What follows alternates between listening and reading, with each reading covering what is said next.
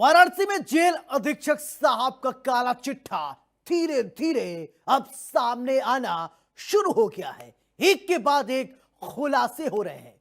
पहले तो महिला साथी के साथ मानसिक और शारीरिक प्रताड़ना का आरोप, तो वहीं जब इंडिया न्यूज ने जेल अधीक्षक उमेश सिंह के खिलाफ पड़ताल शुरू की तो ऐसे ऐसे पन्ने खुलकर सामने आ रहे हैं जिसका किसी ने भी जरा अंदाजा भी नहीं लगाया होगा कि आखिरकार जेल अधीक्षक की काली कहानी इस तरीके से बुनी जा रही है। यह रिपोर्ट देखिए और समझिए।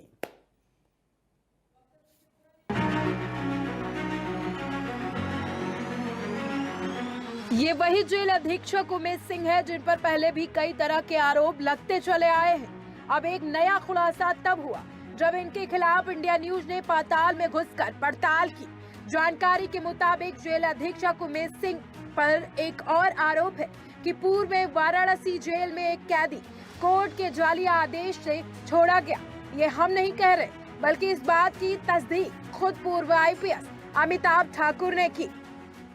आईटी एक्ट के मुकदमे में जेल में बंद एक सजा याफ्ता को, या कहा जाए कि अंडर ट्रायल को, जो जेल में बंद था उसे फर्जी तरीके से बाहर निकालने का मामला सामने आया वाराणसी जेल से। इस बारे में बातचीत करने के लिए हमारे पास पूर्व आईपीएस और आज़ाद अधिकार सेना के जो अध्यक्ष हैं अमिताभ ठाकुर, वो हमारे साथ हैं, उनसे बात करेंगे। सर, क्या जानकारी है? और ये तो अपने आप में पहला मामला है कि कोई कहीं से जेल में किसी को कोई फर्जी दस्तावेज लगाकर, कोर्ट के आदेश लगाकर भी बाहर ला सकता है? जी, देखा जाए जो फैक्ट मेरे पास हैं, जो डॉक्यूमेंट्स मुझे अवेलेबल कराए गए हैं, उनसे यह प्रथम दृष्टया ऐसा प्रतीत होता है और लगभग स्थापित होता है कि एक व्यक्ति थे सुनील, उन पर कई जिलों में आईटी एक्ट के मुकदमे हैं और वर्तमान समय में यानी कुछ दिन पूर्व तक वह वाराणसी जेल में निरुद्ध थे। उन जो 4-5 जिलों के मुकदमे थे उन पे मेरठ का, मथुरा का, बरेली का, अलीगढ़ का, वाराणसी का, इनमें और जिलों से उनकी रिहाई हो गई थी। अलीगढ़ में ACJM 4 कोर्ट में जो मामला चल रहा है उसमें रिहाई नहीं हुई थी और उसमें 26/12/3/2024 शायद उनका बेल एप्लीकेशन संख्या है, वह अभी विचाराधीन है हाई कोर्ट प्रयागराज बेंच में, मेन बेंच में, और कल वो लगा भी है जो मेरी जानकारी है। इससे पहले ही 4 मार्च 2025 को एक रिहाई आदेश ACJM 4 अलीगढ़ का कथित रूप से पहुंचता है जिला जेल वाराणसी और उसके आधार पर इस व्यक्ति की रिहाई हो जाती है, जो हमें जानकारी प्राप्त हुई है। और निश्चित रूप से जो आपने प्रश्न उठाया है ये अपने आप में बहुत मौजू प्रश्न है कि जब कोई इस तरह का रिहाई आदेश मिलता है तो उस पर सम्यक उसका वेरिफिकेशन होना चाहिए था, सत्यापन होना चाहिए था।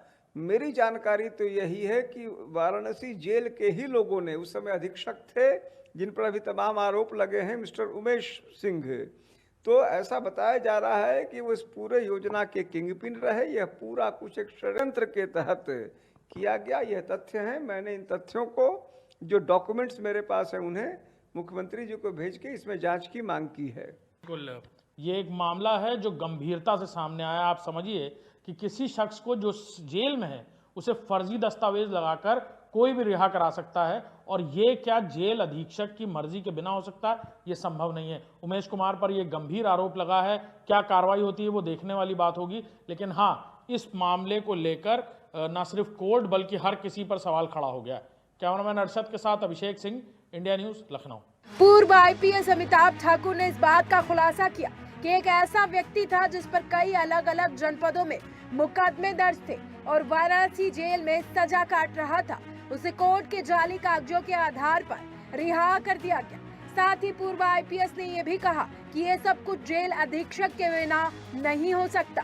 जेल अधीक्षक के ऊपर इस तरह के आरोप लगना कोई आम बात नहीं, बल्कि किसी गुनाह से कम भी नहीं है। क्या कहता है नियम? दूसरे जिले में कोर्ट के ऑर्डर रेडियोग्राम या डाक से भेजा जाता है।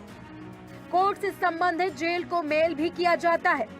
जेल अधिकारी ऑर्डर की पूरी तरह से जांच करते हैं। जांच के बाद बंदी को रिहा किया जाता है। आमतौर पर अगर देखा जाए तो दूसरे जिले में जेल के अंदर कोर्ट ऑर्डर रेडियोग्राम या डाक से भेजा जाता है या फिर कोर्ट संबंधित जेल को मेल भेजा जाता है, जिसके बाद जेल अधिकारी उस लेटर की जांच करने के बाद आगे की कार्यवाही करता है।